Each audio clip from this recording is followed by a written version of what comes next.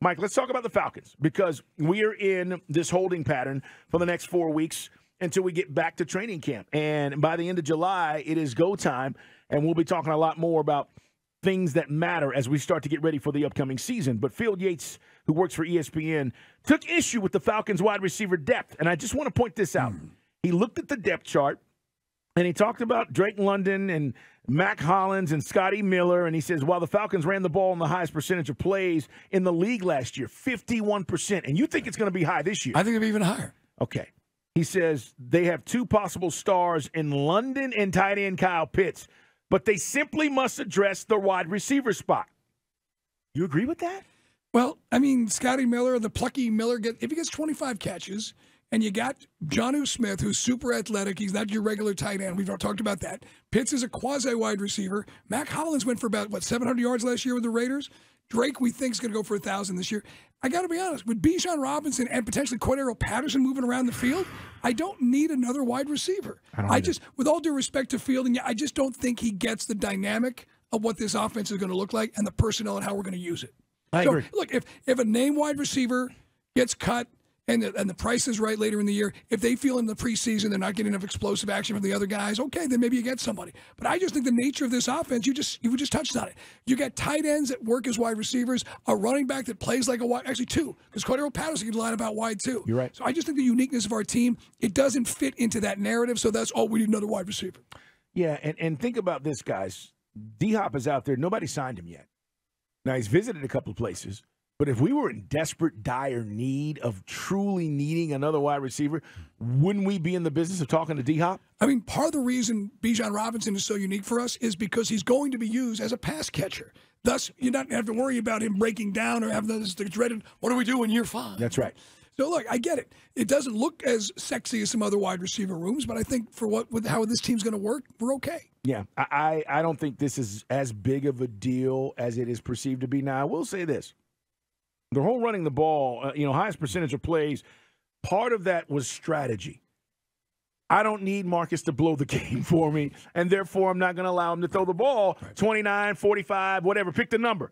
So that is why I don't believe the number is going to be as high. Now, everybody talks about balance, and I love Coach's answer to this because he always talks about this privately. Like when you ask Coach Art, you want to be balanced, he's like, dude, it depends on the game.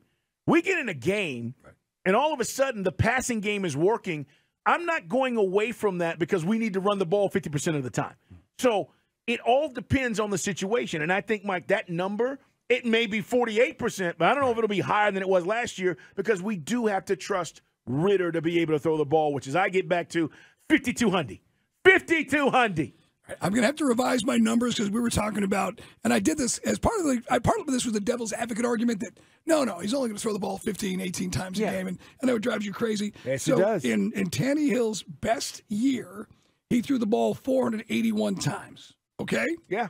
And that comes out to almost 28 attempts. Thank you. So his best year in Tennessee when he went, and again, this is still with a great Derrick Henry back there. He threw with 30 touchdowns. He had a really good year, 33-7.